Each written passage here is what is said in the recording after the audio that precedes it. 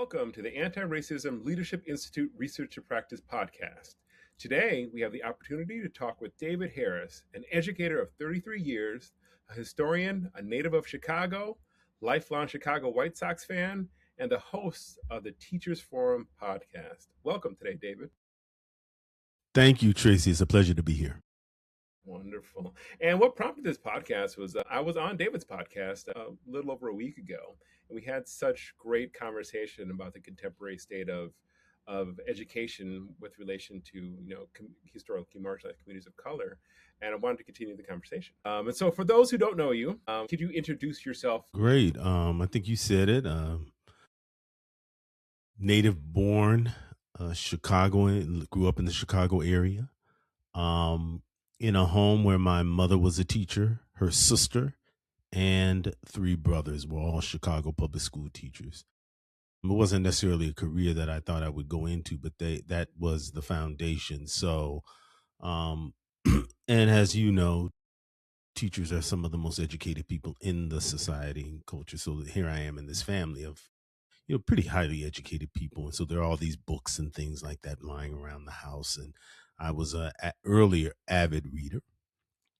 And it was in my parents' home that I discovered Before the Mayflower, it was by Lerone Bennett, in the history of African Americans in the United States. And I read that I might have been sixth grade, maybe fifth grade. But that began my love and passion for history and for African American history. But Frantz Fanon was on there. Baldwin was on the thing. Dr. King, I still have in back of me. My mother said I stole the book. She doesn't read it anymore, but it's Stride Toward Freedom. That's one of Dr. King's early books, and that's probably the original, one of the first edition of that book. And so, I was in that kind of home in Chicago. Chicago was, of course, as you know, the center for the Great Migration. Millions of Africa at its height. Chicago had 1.2 million Black people living there. And so that had a heavy influence on the spaces that I inhabited, and the Black folk of all ilks, right? You had everything, doctors and lawyers and architects, then guys on the street, right, hustling. So on the great South Side and South suburbs of Chicago. So that's a little bit about my background and how it really influences how I got to be into teaching is a little bit different. That had not been the plan. It was a second career for me, a change. My father really thought I should major in business. I did at the University of Illinois, then on to Syracuse University. That was on my own. I had a fellowship at Syracuse. And through the African American History Department, and I studied international relations, political science. And for a while, I worked for a company called Sears Roebuck. Many of your listeners probably remember Sears. But somewhere along the line, I decided I wanted to teach and switch careers. And by that time, my first marriage, and had one small child, the second one on the way. And went to DePaul University, and I guess it was an alternative certificate to be a teacher at the time. They were trying to get more Black educators in particular, or educators of color, more people into teaching. It's funny how we're still 33 years later having that same issue, but and then I became a teacher. Yeah, that's how it was circuitous, but I made it. Became a teacher. Wonderful. I've been in the profession ever since. Yeah. Wonderful. So you mentioned a few books earlier that I'm sure now are on a lot of banned books lists throughout the country. What role did those books play for you, and what are the importance of students of all races having access to literature? Whatever I teach should have relevancy to the lived experiences of my students. I remember when I came here to Charlotte my first year, the second semester, they asked me to teach an English class, and the kids were reading Macbeth, which is a pretty heavy piece. But I was thinking all in my mind, okay, so how do I make this relatable to a ninth grader, right? What is it in this book? And one of the things I came up with it was like, people are willing to do almost anything for to get what they want, whether it's power or whatever they want. Now, of course, I would say as students at the time, I said yes, and people are willing to cheat to get an A in this class. I didn't say this class, but I wanted them to understand that there are people who are willing, like Macbeth, who will go to great lengths to get the power that he wants. So I'm always looking for ways to make my class relatable to what the lived experiences of my students, of young people, and the society that they live in.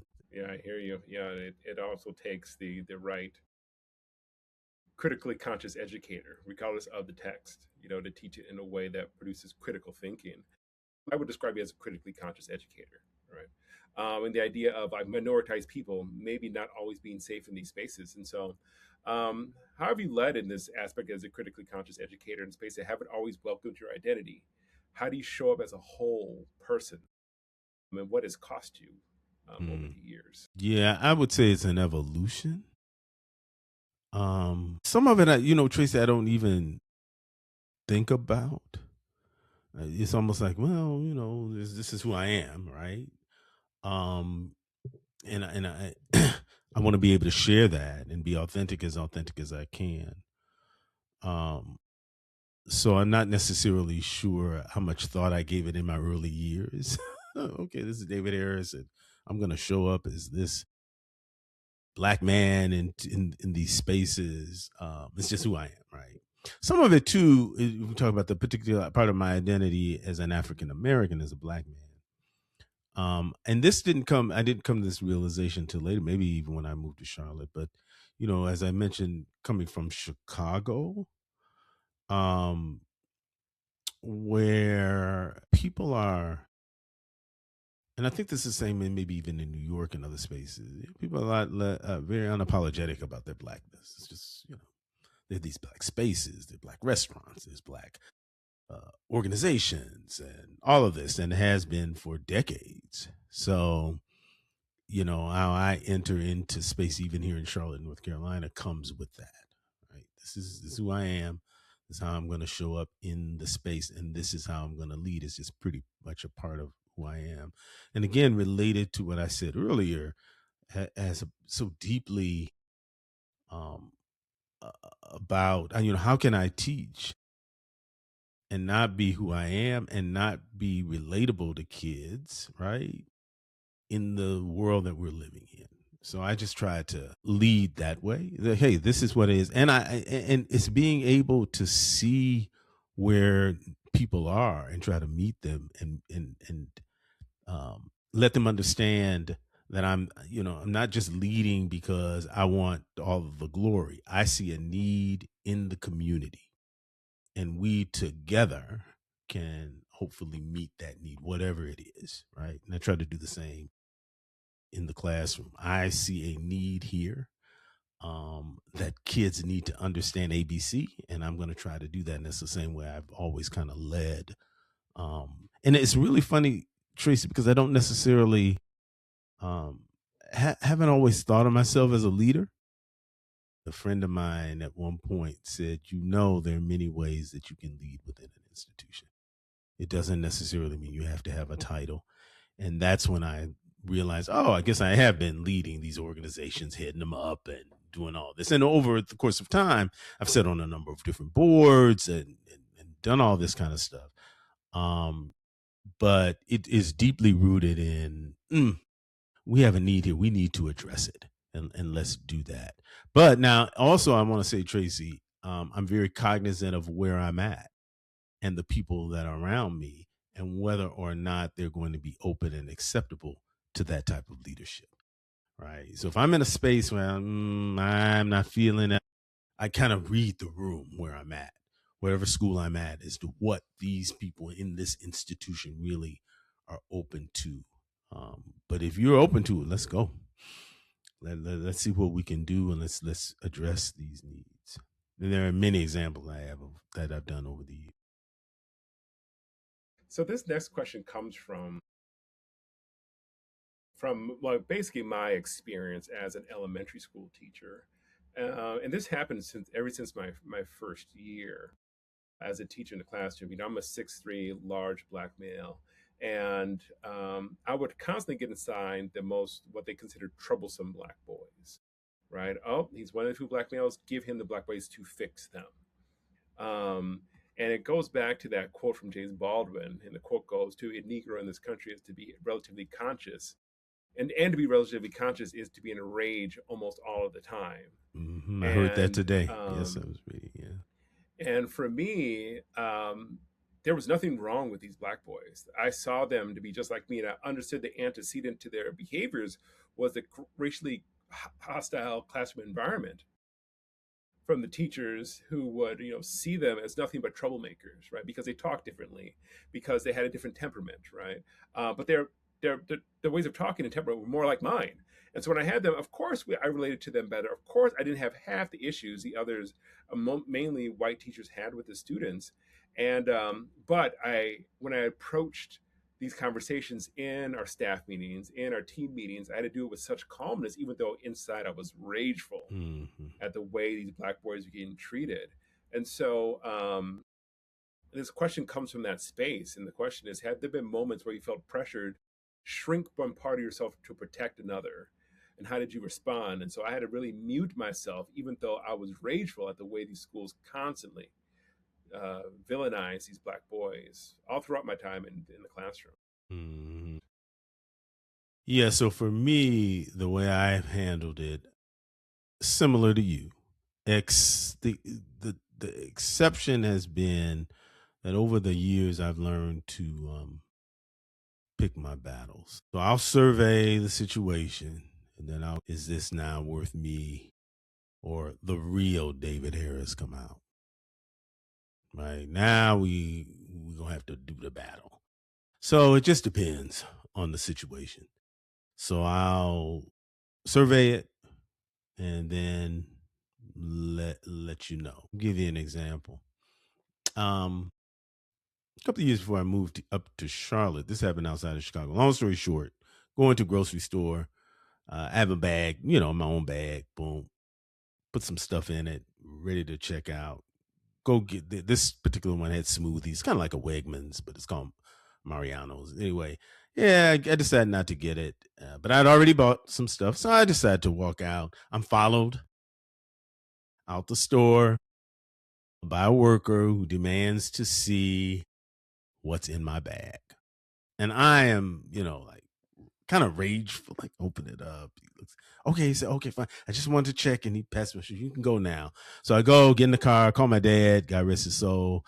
And I'm saying, Dad, this is what happened. He said, that's just ridiculous. And I turn back that car around, go right back in there, demand to speak to the manager. And the manager comes up, and guess who it was? It was the guy who had stopped me. And he apologized, and I told him I didn't understand why he did it. I thought it was racial. Oh, it's not racial. He's racial, anything like that. He says, I'm Greek. I understand. I don't know what him being Greek had to do with anything, but anyway, he said he was Greek. And anyway, later, I got his manager's number or whatever, but his manager eventually calls me, and we have this conversation, and they're very apologetic and blah, blah, blah. And they send me this big basket gift card. And I took that basket to work for our meeting, and I put it there in that room, and I told the story of how I got it. I wanted everybody to know how I got that basket, what had happened to me. And I'm in this predominantly white school, but I sure as hell wanted them to know why I got it. Okay, so this is an issue that's come up, and now I'm going to have it. Now, oftentimes is the advocating for students. So if I feel that I need to advocate for a student, then I'm not going to shrink that. I'm not going to afraid you worried I'm mad or angry or whatever. I'm in a measured way. I'm going to tell you what you did was wrong, and I'm going to bring that up to you. That's where I have a low tolerance. I'm not going to let you just walk over kids, and I'm going to ask you questions.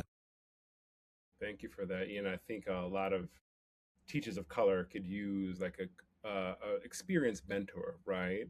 Like every crisis, may not be the time to expend your energy, because racial battle fatigue is real. And if we addressed every single slide incident, microaggression that comes up, we might not last long in the classroom, and that's what does happen to a lot of us in these spaces. We are Yes. overextended. The Right. second sort of responsibility of ours. And so I want to ask you about sort of the broader spectrum of uh, race happenings in society. So you led through Trayvon Martin, Mike Brown, George Floyd, so many others. What has been your approach? So one thing I will say, particularly at the last school I was at, they were open to having those conversations. So it wasn't as if I couldn't have them within the classroom. The parents and the students and my division head at the time were supportive of it. Um, so I would do every week a current event Friday, right? Monday I would give the current event. Friday was the Socratic seminar on that. So I didn't shrink away from those kinds of conversations. Now I'm talking about at least in terms of in the classroom, and I didn't shrink away from the conversations to the broader community either. I think we all knew what was going on, and we're kind of grappling with what was happening on a, at that time it was, true, like you said, Trayvon Martin, and it was Mike Brown or whatever. And then I tried to make sure students were aware of all these issues and that we could have a conversation in a Socratic seminar type, bringing up these questions. It wasn't always the easiest thing to do. Um, but during that time, that was very helpful for me. And I remember um, at my school, I did the Martin Luther King Assembly, right? And it was a big deal, right? And we took months to prepare for it. And again, it was to, and give you an example, was to really expose kids to Dr. King, his teachings through performance. And we did all things. And it was a big deal. And people from other schools would come. And I was very proud of it. But I remember the year, and it had to be 2018, I guess, it was, which would be the 50th anniversary of King's assassination. And I remember distinctly it was around April 4th, around that time. I said, okay, we're going to have a Socratic seminar. Now, we'd already done that King Assembly, and I'm thinking, what are we going to do for our Socratic seminar? And I want to relate it to it. And I came into class and I quoted one of the things I'd heard from some of the Black Lives Matter activists. And you probably know King would oftentimes say, the arc of the moral universe is long, but it bends toward justice. And my Socratic seminar that day was, some people say the arc of the moral universe is long, but it bends toward chaos. What do you think about that? Right. So we're having this deep philosophical question around that thing. And that's what I wanted to do. Right. And it influenced how the books that I chose. My school, again, because I was the only 8th grade teacher, I had a lot of say over it. But I remember choosing particular books, right? That, the one I mentioned by Sherman Alexie. And there was another one, I can't remember the name of it, but Brendan Kiley and Jason Reynolds had written it. And it's a story of two boys, one black, one white. The white boy's uncle or cousin or something is a police officer, and the black boy is stopped by his. They don't know each other. They go to the same school, but again, it was out of this Black Lives Matter kind of thing, really addressing police brutality. And I had a kid who said that the book didn't like the book because they thought it was anti-police. But that's the kind of stuff that I was able to do in that particular environment. Now, in other environments, and I know many teachers can't do that, it's probably more of a challenge, right? The curriculum is set. You've got to teach these particular types of books. But I believe that we can still um, address those kinds of issues in the classroom um, in inventive ways, and I've had to do that as well. So, let me take this book and let me see what's in it that can relate to what's going on. But that was a particularly, I think, challenging time. There were school shootings that were going on, and yeah, we would talk about it. But I am very cognizant of the fact that there are many institutions, many places in this country where that cannot be done, or where they're trying to squelch and stop the teaching of any type of current. Yeah, race mute. Let's not talk about these kinds of issues. Let's stick to whatever is on the book or whatever. I think that's inauthentic. I think students really kind of can read between the lines because, as I say, there is, as they say, the hidden curriculum. And I say this, and I can't say this more is that what you don't say, what you don't teach about, is as powerful as what you do teach. Right. Everybody, when you walk in September, October, know if Michigan won the football game or if I'm in, North Carolina, if the Panthers won or lost or if the Bears or, whatever. Everybody knows. So you don't think they knew Renee Good and Alex Preddy, I think his name was killed in the streets of Minneapolis? So the fact you don't talk about it doesn't mean that they don't know that it went on. It just says, oh, you're afraid that, and that says it speaks volumes, right? Now, if you can cultivate in your classroom, and not every teacher can, where students are comfortable asking you about that, that says a lot too. So when Charlie Kirk died, I remember kids came in my class, Mr. Harris, we're going to talk about that. This deep breath. I knew I was going to have to somehow address it, but I didn't know they came in asking, right? And so what can a teacher do? And it says, I had to understand not every teacher is asked that question. Not every teacher is asked that. So it has something to, however I conducted my class, kids felt comfortable asking that day or the year before. I remember a kid raised her hand. She's like, Mr. Harris, is it a genocide in Gaza? I'm like, oh my gosh. Now I had been prepared for that question, but not really prepared. You know how in theory, what will I say when it comes up and you've thought about it? And then when you least expected the kid ask the question, like, okay, why is she asking me this question right now? But she felt comfortable enough to ask it. And she wanted an answer, right? She wanted some sort of discussion about it. So yeah, it's not easy. It was not, these are not, and I would argue, Tracey, now is even tougher than then. I think where we are right now is a real tough space, right? Because I think as an educator, you must here's what I would say, parents or whatever, look, I'm gonna do the best I can, and all I can promise is that to be fair. Had an educator on my podcast say this, Dr. James Ford, shout out to him. Be fair. Because I am a human being. I have feelings about all the stuff we've just talked about, right? But all I can do is try to be fair in my assessment of whatever issue we're talking about, so that you can feel free to express how you feel. Now we're not gonna have any disrespect or anything, but I do want you to be able to feel that I'm not gonna judge you, right, for however you feel about whatever the subject is. Yeah, and I mean, kudos to you for cultivating that in your classroom, right? Because that student's probably holding it all day long. Like, where can I go to have this conversation? I do a lot of speaking engagements at different conferences, and I have workshops, and it's specifically around race. And I do get those questions around how do we speak about the genocide in Gaza? How do we speak about Charlie Kirk, at this time? How do we speak about? And my mind immediately goes to seeing my face on CNN, right? Like, oh, because it can Mm, happen just that quickly. Someone could right, record it, put you on TikTok, and then you're on CNN, right? And so that's the political danger. Even the everyday person is in just for speaking their mind right, around these topics that have been decided upon that are unspeakable at this point. right. So let's talk a little bit about Nolan Wells.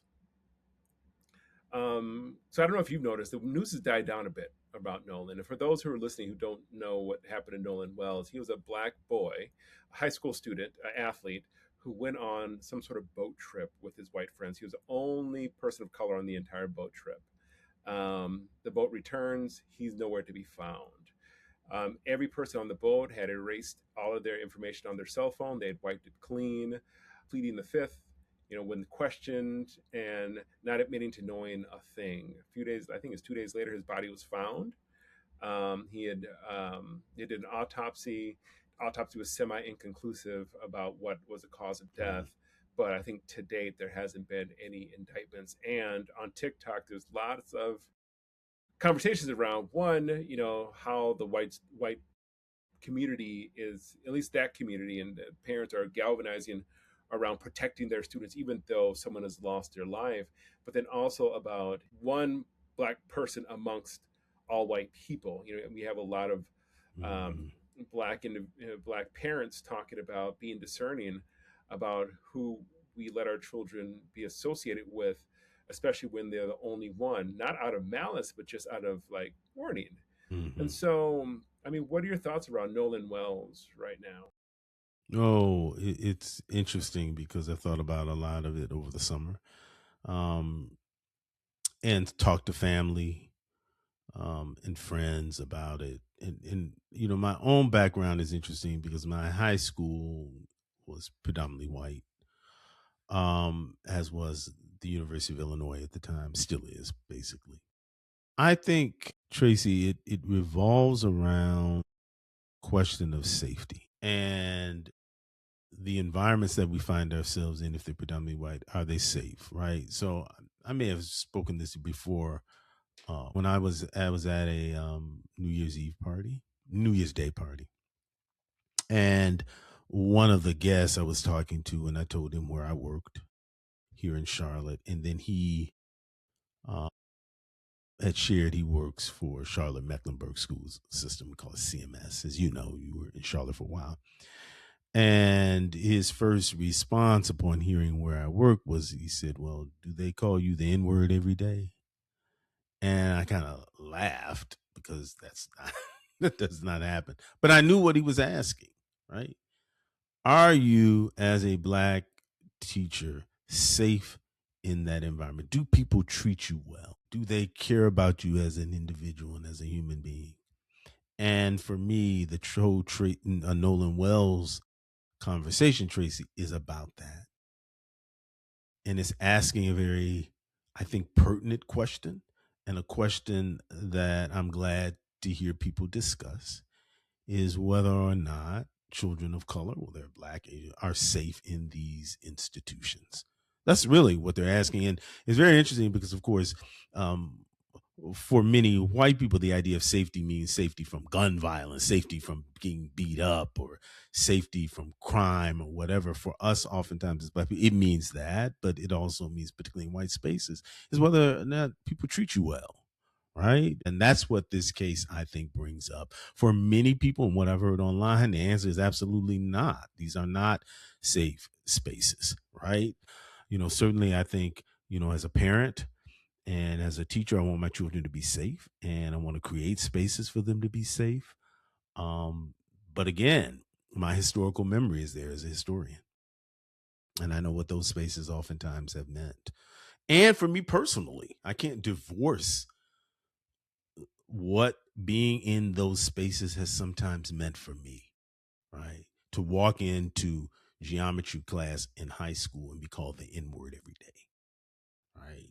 I sometimes look back at that moment, Tracy, and go, dang, how was I able to learn geometry in that hostile environment? That's hostile, right? That's not safe. Those environments are not. And we need to be working towards making them safer any way, shape, or form that we can. Right? No, I couldn't agree more. Like myself, I went to a predominantly white school, and just the number of not even just microaggressions, it's outright aggressions, right? From students, from teachers, from parents who never invited a black student to any of their parties or get-togethers, um, and understanding for a lot of black people, we often have a choice to make. Do we send our kid to a school in the neighborhood, right? That what we know about just the history of America, that these schools typically aren't as well funded. A lot of teachers don't want to teach in if there's too many brown people or black people at that school. Or do we send our student to schools that are predominantly white because we know the resources are there? We know it's a preferred Mm-hmm. school, that the community wants to work in, and they'll have greater resources, a large budget from their PTA, but the racially hostile environment is going to be ever present.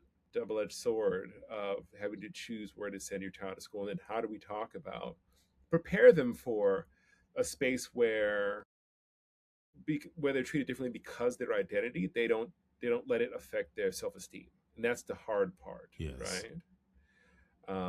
And so Yeah. let's talk about teachers of color. And I had a great mentor going into education. It was my mother and father. They're both educators.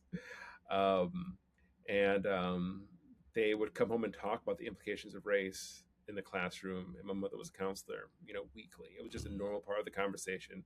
So I understood the racialized nature of schooling, and the way in which schools tended to stigmatize Black students. Mm-hmm.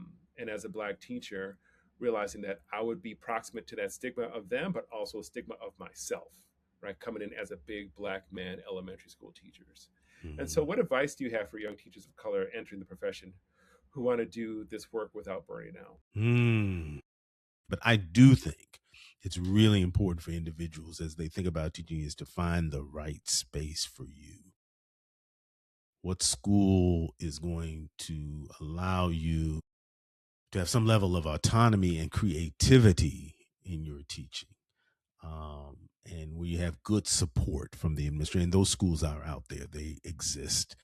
I think we sometimes concentrate always on the negative, but it's to find a space that's going to allow you to grow professionally, because it is a job and you still want to be able to be creative, and you still want to be able to do some of those things that are unique and touch the lives of kids. Um, Well, as a final question I have for you, because you're still in it and you've been doing it for 33 years. So, after so long in the work, what still gives you hope? Um, and what will you be fighting for, while you still decide to stay in the classroom? that's a fascinating question. Um, what I can say is to be able to have students who are doing these amazing work and to be able to talk to them, and that you touch their lives in a way in which they have been deeply influenced by you, does give me a sense of accomplishment. I one time had a student some years ago. There was a funeral for our CFO, and I taught two of his kids, and so a lot of the kids I had taught, in addition to his kids, had come because they had the memorial service at the gym. And one of the kids come up, Mr. Harris, you remember me? Now I'm like, no, because you didn't have a beard when I taught you. Uh, but anyway, he said, yeah. I said, yeah, I remember. He said, it's because of you. I'm studying critical race theory. Now that's funny now in 2026. This was about 10, 12 years ago. I laugh at that now. But it's those things. Some kid come up to you and say, you had this profound influence on me. This is why I'm studying this, or this is what I'm doing at the school I'm at now, the valedictorian of the school I had taught her a few years ago. And she's off to Harvard. And Mr. Harris, you made this influence on me, and one of the reasons I want to study African American history. Those are the types of things that, um, as an educator, are priceless, right? That you do touch the lives of people, and they want to go out and make the world a little bit a better place, right? And those are the things at this particular moment is what gives me some sense of hope, that I can, in some small way, in this classroom, make a difference that kind of way, right? And so that's all I can do, right? I think some people like to say, "Oh, this gives me hope." But, I don't know. We're at a interesting moment in our history, and I'm real open and honest about where we are. I think as a country. Um, So there can be days when I don't have a lot of hope, right? But what keeps me going, right, is the fact that I'm an educator, and that there are kids hungry for knowledge and want to understand the world. I'm going to try to help them do that in any way I can. And hopefully something is said in that classroom on a Tuesday morning at 8:30 that will touch them and cause them to make a difference, do something to uh, um, make the world a better place. Wonderful, wonderful. I love ending with that one. So, this has been another episode of the Anti-Racist Leadership Institute Research and Practice podcast. Today, we had the opportunity to talk with David Harris. educator of 33 years, a historian, a Chicago native, and also the host of the Teacher Forum. Check that out. It'll be in the show notes if you want to hear more from him and his work. We'll see you next time. Thank you so much for your time today, David. Thank you for having me. I really enjoyed it. Thank you for tuning in to this episode of the Anti-Racism Leadership Institute podcast. Remember, the fight against racism starts with each and every one of us. Together, we can create inclusive environments in our schools that celebrate diversity and empower all students. For more information, visit our website at antiracisminstitute.com and subscribe to our channel. Join us next time as we continue to shine a light on the champions of change. Stay inspired, committed, and let's make a difference together.